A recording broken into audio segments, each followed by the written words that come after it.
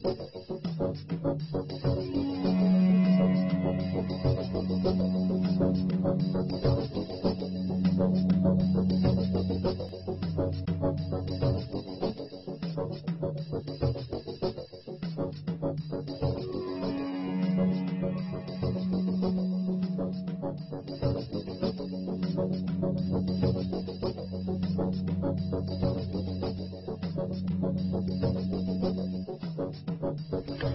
de gens savent aujourd'hui que l'histoire des États-Unis, depuis la Révolution de 1776, a été en grande partie une lutte épique pour se libérer du contrôle des banques mondiales dominées par les Rothschild.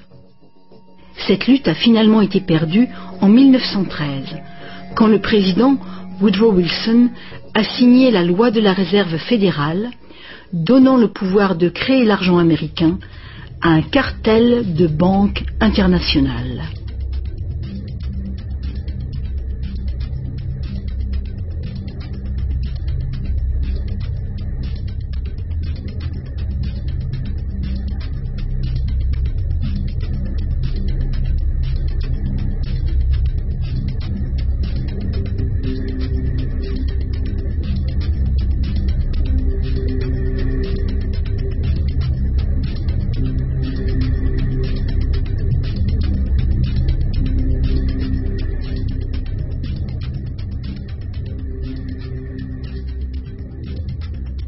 Le pouvoir de ce système est profondément ancré, et le silence des médias et du monde de l'éducation à ce sujet est profond, lui aussi.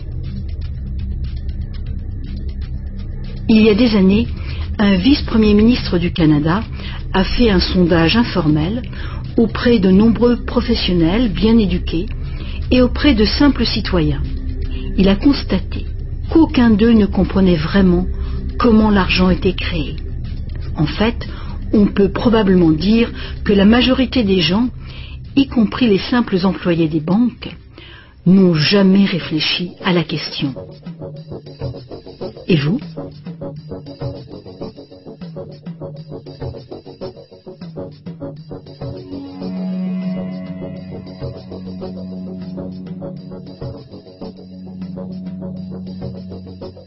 Le système moderne de l'argent-dette est né il y a un peu plus de 300 ans, quand la première banque d'Angleterre a été créée par une charte royale lui autorisant des prêts fractionnels de dépôt d'or au ratio de 2 pour 1. Ce modeste ratio était le premier pas. Le système est maintenant mondialisé. Il crée des quantités virtuellement illimitées d'argent à partir de rien. Et presque tout le monde sur la planète est enchaîné à une dette sans cesse grandissante, qui ne pourra jamais être repayée. Est-ce que tout cela serait arrivé purement par accident? Ou est-ce qu'il y a conspiration?